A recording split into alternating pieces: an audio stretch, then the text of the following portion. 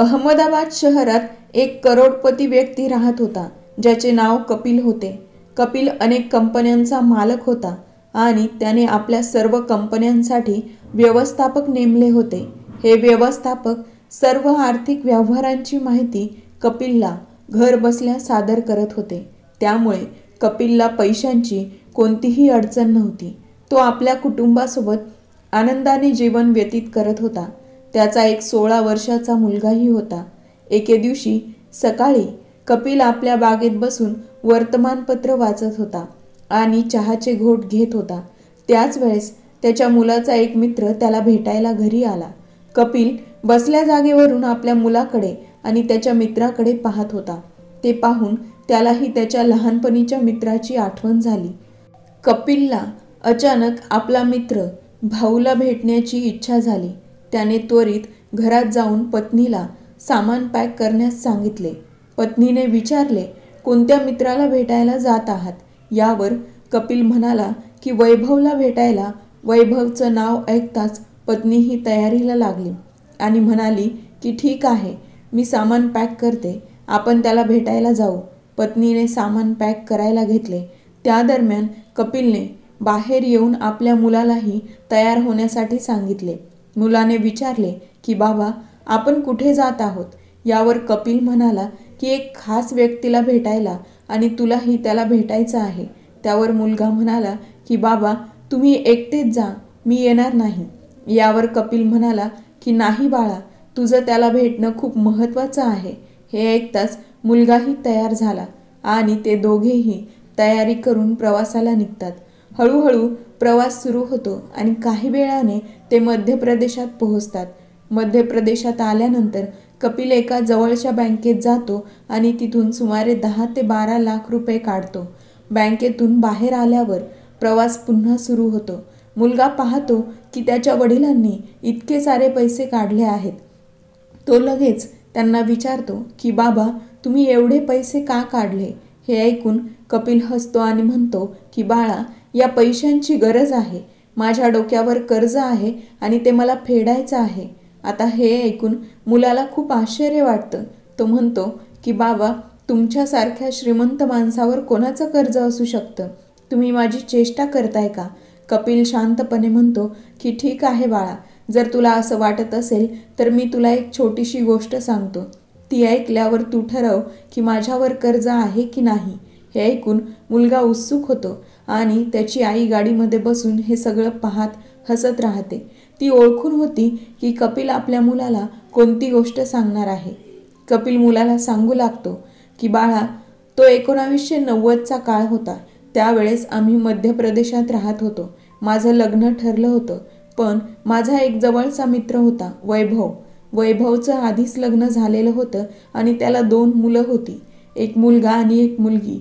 मोठा मुलगा आणि धाकटी मुलगी माझा मित्र वैभव आणि त्याची पत्नी मला प्रेमाने चिंटू म्हणायचे.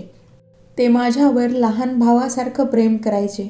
माझं शिक्षण पूर्ण झालं होतं आणि मी नोकरीच्या शोधात इकडे तिकडे फिरत होतो, ज्यामुळे माझं आयुष्य व्यवस्थित चालेल.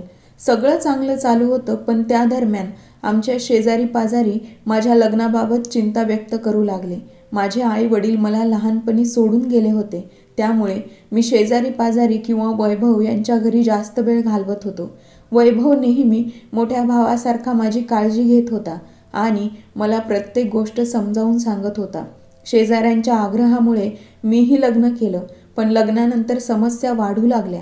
आता मी एकटा नव्हतो. मला माझं कुटुंब, माझा संसार चालवायचा होता, पण माझ्याकडे बिलकुल पैसे नव्हते. या सर्व गोष्टींमुळे मी खूप चिंतेत होतो. तेव्हा मी वैभवशी याबद्दल बोलायचो. तो नेहमीच मला काही ना काही आधार देत होता आणि म्हणायचा की तू काळजी करू नकोस, मी कायम तुझ्या सोबत आहे. या सगळ्या चिंतांमुळे मी खूपच त्रस्त झालो होतो. मला काहीतरी मोठं करायचं होतं, म्हणून मी ठरवलं की मी बाहेर जाईल आणि कष्ट करून आपलं जीवन सुधारेल. पण बाहेर जाण्यासाठीही पैसे लागत होते आणि माझ्याकडे ते नव्हते. माझ्याकडे बिलकुलही पैसे नव्हते. त्यानंतर साधारणतः 1992मध्ये मी माझा मित्र वैभवकडे गेलो. तिथे त्याची पत्नी पुष्पासुद्धा बसलेली असते. आम्ही दोघं पती पत्नी वैभव आणि पुष्पाशी गप्पा मारू लागतो. गप्पांमध्येच मी त्याला सांगितलं की मला बाहेर जावं लागणार आहे आणि बाहेर जाण्यासाठी मला काही पैशांची गरज आहे. मी वैभवला म्हणालो की यार असं कर, माझी जमीन विकून टाक, त्या पैशातून मी काहीतरी रोजगार सुरू करू शकतो. पण त्यावर वैभव आणि त्याची पत्नी म्हणाले की अरे असं काय झालंय की तू जमीन विकण्याचा विचार करतोय? शिवाय सध्या जमिनीचं काही खास मूल्यही नाही, असं काही करू नकोस. मी त्याला सांगितलं की मला साधारण काही हजार रुपयांची गरज आहे. हे ऐकल्यावर पुष्पा तिच्या काही दागिन्यांचे सामान घेऊन जवळच्याच एका सोनाराकडे गेली. तिने ते दागिने गहाण ठेवले आणि जे काही पैसे मिळाले ते वैभवने माझ्या हातात आणून दिले. मी जेव्हा ते पैसे पाहिले तेव्हा त्याला विचारलं की हे पैसे कुठून आणलेस? यावर तो म्हणाला की तुझ्या वहिनीचे दागिने गहाण ठेवून हे पैसे उभे केले आहेत. पण तू मात्र काहीही काळजी करू नकोस, जेव्हा मला पैसे मिळतील तेव्हा मी ते दागिने परत सोडवेन. पण सध्या हे पैसे घे आणि आपल्या आयुष्याला नवीन दिशा दे. आणि हो, हे पैसे तुला कधी परत करण्याची गरज नाही. मी तुझा मित्र आहे आणि एवढा अधिकार तर माझा बनतोच. हे सांगून त्याने मला पैसे दिले आणि मार्गस्थ होण्यासाठी सांगितले. मी माझ्या पत्नीला घेऊन तिथून थेट अहमदाबादला आलो. सुरतमध्ये आलो आणि छोट्या मोठ्या कामाला सुरुवात केली. त्या कामात मी दिवस रात्र परिश्रम केले. त्या परिश्रमाने माझं काम हळूहळू स्थिर होऊ लागलं आणि काही वर्षातच माझं आयुष्य एका चांगल्या मार्गावर येऊ लागलं. त्यावेळेस मी खूप कष्टाने प्रगती केली आणि हळूहळू माझ्या मोठ्या मोठ्या कंपन्या उभ्या राहिल्या. त्या कंपन्या म्हणजेच ज्या तू आज पाहत आहेस. मी भरपूर यश संपादन केलं, पण या यशाच्या धावपळीत मी पूर्णपणे विसरून गेलो की माझ्या या यशाचं बीज कुठे पेरलं गेलं होतं.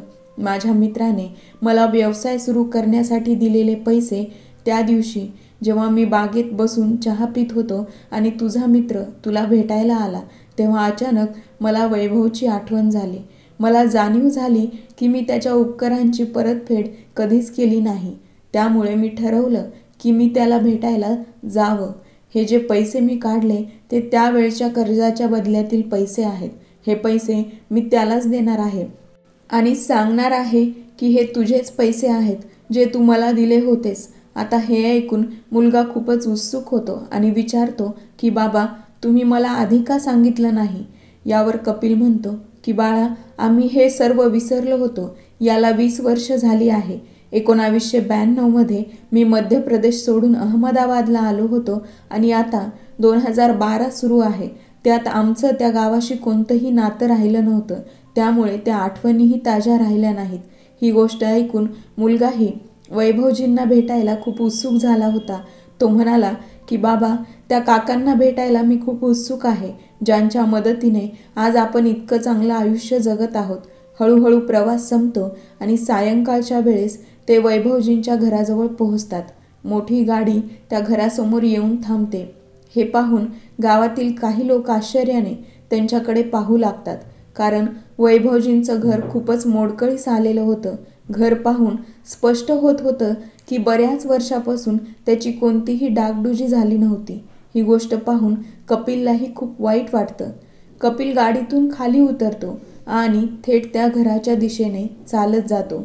गावचं वातावरण असल्याने घराचा दरवाजा उघडाच असतो. कपिल आपल्या कुटुंबासह थेट घरात प्रवेश करतो. घरात वैभव आणि त्याची पत्नी पुष्पा आपापसात गप्पा मारत बसलेले होते की अचानक सूटबूट घातलेला माणूस त्यांच्या घरात शिरतो. तेव्हा ते दोघेही आश्चर्यचकित होतात. तेव्हा वैभव विचारतो की ओ भाऊ, तुम्ही कोण आहात आणि अशा पद्धतीने घरात का येत आहात? हे ऐकून कपिल हसतो आणि त्याची पत्नीही हसू लागते. तेव्हा कपिल म्हणतो की साहेब, आम्हाला इथे एका व्यक्तीला भेटायचं आहे. हे ऐकून वैभव आणखीन जास्त गोंधळतो, कारण कपिलच्या पोशाखावरून तो एक मोठा श्रीमंत व्यक्ती वाटत होता. तरीही त्याने असा साहेबांचा उल्लेख केल्यामुळे वैभव म्हणाला की अहो भाऊ, काय मस्करी करत आहात? साहेब तर तुम्ही आहात, मग आम्ही साहेब कसे? यावर कपिल म्हणाला की नाही साहेब, माझ्यासाठी तर तुम्हीच साहेब आहात. जर तुम्ही नसतात तर आज मी इथे नसतो. हे ऐकून वैभव आश्चर्यचकित होऊन म्हणाला की बघा भाऊ, फार झाली मस्करी. आता खरं खरं सांगा की तुम्ही कोण आहात? तेव्हा कपिल उत्तर देत म्हणतो की साहेब, खरं तर माझं नाव कपिल आहे, पण काही लोक मला प्रेमाने चिंटू म्हणून हाक मारायचे. आता हे ऐकताच वैभव आणि त्याची पत्नी पुष्पा आश्चर्यचकित होतात. चिंटू हे नाव ऐकताच त्यांना त्यांच्या जुन्या आठवणी जागृत होतात. ते बारकाईने पाहून ओळखतात की हा तोच चिंटू आहे ज्याला त्यांनी 10,000 रुपये दिले होते आणि त्यानंतर तो गाव सोडून निघून गेला होता. इतक्यात वैभवच्या डोळ्यातून आनंदाश्रू वाहू लागतात. हे दृश्य अंगावर शहारा आणण्यासारखे होते. तो धावत जाऊन कपिलला म्हणजेच चिंटूला गळाभेट देतो आणि म्हणतो की चिंटू, तू खरंच परत आलास. आम्हाला वाटलंच नव्हतं की तू परत येशील. अरे चिंटू, तू तर पूर्णपणे बदलून गेलास. तुला पाहून ओळखायलाही कठीण होतं, असं वैभव कपिलला गळाभेट देताना म्हणतो. त्याच वेळेस कपिलच्याही डोळ्यातून अश्रू वाहू लागतात आणि तोही ढसाढसा रडायला लागतो. थोड्या वेळाने जेव्हा वातावरण शांत होतं तेव्हा कपिलची पत्नी थेट वैभवजींच्या पाया पडते. हे पाहून गावातील लोक चकित होतात. त्यांना कळत नव्हतं की एका श्रीमंत व्यक्तीची पत्नी गरीब वैभवजींच्या पाया का पडत आहे. काही लोक घराबाहेर उभं राहून आत डोकावत होते, तर काही जण घराच्या भिंतींना कान लावून ऐकण्याचा प्रयत्न करत होते. तेव्हा वैभवजींची पत्नी पुष्पा म्हणते की अहो, असे उभ्या उभ्या बोलणार आहात का? त्यांना बसायलाही सांगा. वैभव लगेचच सर्वांना आत बसायला सांगतो. ते सर्व आत बसतात आणि वैभव त्यांचं कुशल मंगल विचारू लागतो.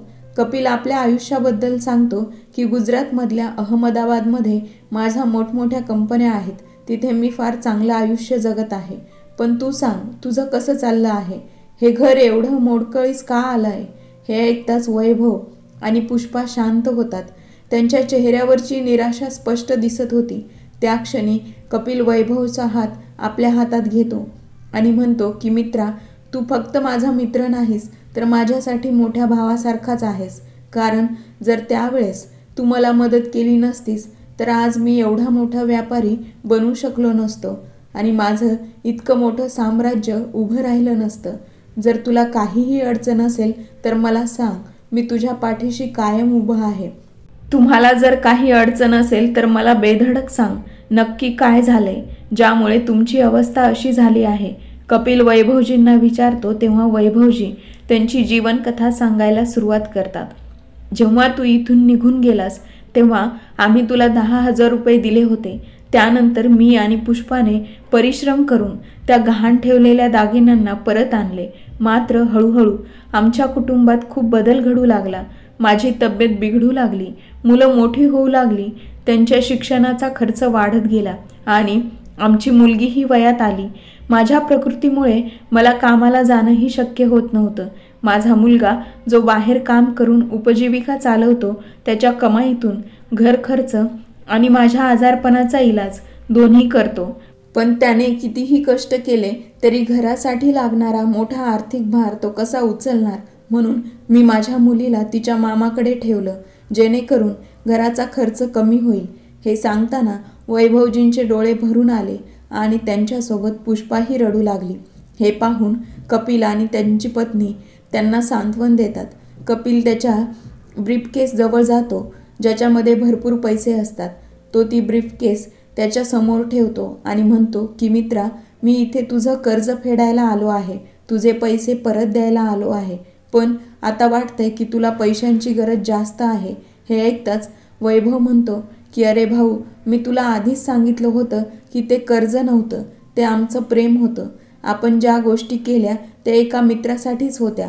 दोघं जुन्या आठवणींमध्ये हरवून गेले असतानाच वैभवजींचा मुलगा जो दिवसभर परिश्रम करून नुकताच घरी आला होता, तो घरात येतो. घरात पाहुण्यांना आणि त्यांच्या गाडीला पाहून तो आश्चर्यचकित होतो आणि आई बाबा हे कोण आहेत तो विचारतो. तेव्हाच वैभवजी आपल्या मुलाला खुणेने जवळ बोलवतात आणि त्याला शेजारी बसवून घेतात. ते कपिलकडे पाहून म्हणतात की कपिल, हा आहे माझा मुलगा जो परिश्रम करून आमच्या कुटुंबाच्या आर्थिक स्थितीला उभं करण्याचा प्रयत्न करत आहे. कपिल त्याच्या मुलाला विचारतो की बाळा, तू काय करतोयस? त्यावर तो उत्तर देतो की काका, शिक्षण घेतलं आहे, पण घरच्या परिस्थितीमुळे परिश्रमाने मजुरी करावी लागत आहे आणि मी काम करतो आणि सोबतच सरकारी नोकरीसाठी तयारी करत आहे. हे ऐकून कपिल त्याला शाबासकी देतो आणि म्हणतो की बाळा, परिश्रम करत राहा, परिश्रमाचे फळ नेहमीच गोड असते. वैभव यांचा मुलगा आपल्या वडिलांकडे पाहतो, जणू काही विचारायचं आहे. त्याच्या चेहऱ्यावर ते भाव स्पष्ट दिसत होते. हे पाहून कपिल त्याला म्हणतो की बाळा, मी समजतो की तुला काय जाणून घ्यायचं आहे. तुझे सगळे प्रश्न मिटतील, पण त्याआधी तुला माझ्यासोबत यावं लागेल. हे ऐकताच कपिल उठतो. तेव्हा वैभव विचारतो की तू याला कुठे घेऊन चाललायस? कपिल हसत म्हणतो की माझी बायको आणि मुलगा इथेच आहेत, काळजी करू नकोस. तुझ्या मुलाला पळवून नेणार नाहीये, फक्त मला यांच्यासोबत काही काम आहे असं सांगून कपिल वैभवच्या मुलाला गाडीत बसवतो आणि निघतो. रस्त्यात तो त्याला त्याच्या मामाच्या पत्त्याबद्दल विचारतो. पत्ता मिळाल्यावर ते थेट वैभवच्या सासरवाडीकडे जातात. तिथे पोहोचल्यावर ते वैभवच्या मुलीला घेऊन पुन्हा त्यांच्या घरी येतात. घरात आल्यावर कपिल वैभवकडे बघत म्हणतो की मित्रा, आता खूप झालं. तुला अशा परिस्थितीत राहण्याची गरज नाही. माझ्याकडे भरपूर पैसा आहे, मोठं घर आहे आणि तुझ्या कुटुंबासाठी सगळं काही पुरेसं आहे. आता तुझं आयुष्य बदलण्याची वेळ आली आहे. सुरतला माझ्यासोबत चल, तिथे तुमचं आयुष्य व्यवस्थित होईल. इथे मुलांना कामासाठीही खूप कमी पैसे मिळतात. तुझा मुलगा माझ्या कंपनीत माझ्यासोबत काम करू शकेल आणि तुझ्या कुटुंबासाठीही चांगलं होईल. तुझ्या मुलीचं लग्नसुद्धा मी तिथे चांगल्या घरात लावून देईन. हे ऐकून वैभव म्हणतो की नाही, आम्ही इथेच ठीक आहोत, तूच ते राहा, आम्हाला कोणतीही अडचण नाही. तरीसुद्धा वैभवचा मुलगा अजूनही समाधानी नाही. त्याला अजूनही कळालेलं नसतं की हा मोठा उद्योगपती त्यांच्या वडिलांकडे कशासाठी आलाय. शेवटी तो विचारतो की काका, तुम्ही कोण आहात आणि आम्हाला तुमच्यासोबत का घेऊन जाऊ इच्छिता? यावर कपिल हसून म्हणतो की बाळा, मी तुझ्या वडिलांचा मित्र आहे. मीही या गावातलाच आहे. तुझ्या वडिलांनी माझ्या आयुष्याला आकार दिला आहे, त्यामुळे त्यांचा माझ्यावर हक्क आहे. गावातील लोक जे आत्तापर्यंत बाहेरून सगळं पाहत होते त्यांनाही कळतं की हा कोण आहे आणि तो का आलाय. काही गावकरी तिथे येतात आणि कपिलशी ओळख वाढवायला लागतात. हे सगळं पाहून कपिलही समजतो की लोक त्याला जवळ करण्याचा प्रयत्न करत आहेत. तो वैभवला म्हणतो की ठीक आहे, तुमचं म्हणणं बरोबर आहे, पण तरीही मला माझ्या मित्राला माझ्यासोबत नेलं पाहिजे. वैभव म्हणतो की भाऊ, आता रात्र झाली आहे, उद्या सकाळी पाहूया काय करायचे ते. आजची रात्र इथेच राहा आणि उद्या ठरवू. हे बोलून वैभव कपिल आणि त्याच्या कुटुंबाला तिथेच थांबवतो. रात्री सगळं एकमेकांशी मनमोकळेपणाने गप्पा मारतात. त्या रात्री त्यांच्यात सगळं ठरवून होतं. त्यानंतर ते सर्व अहमदाबादला कपिलच्या घरी येतात आणि त्यांचं आयुष्य तिथेच व्यतीत करू लागतात. दुसऱ्या दिवशी सकाळी कपिल संपूर्ण कुटुंबासोबत अहमदाबादला आपल्या घरी येतो आणि तिथे त्यांना आदराने आणि सन्मानाने ठेवतो. कपिलने वैभवच्या मुलीचं लग्न एका मोठ्या घराण्यात ठरवलं होतं आणि वैभवच्या मुलाला कंपनीत मोठा मॅनेजर बनवलं होतं.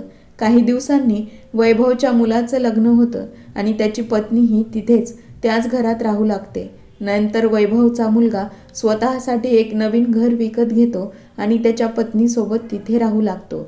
वैभव आणि त्याची पत्नी पुष्पा कधी कपिलच्या घरी तर कधी त्यांच्या मुलांच्या घरी राहतात आणि त्यांचं आयुष्य आनंदाने व्यतीत करतात.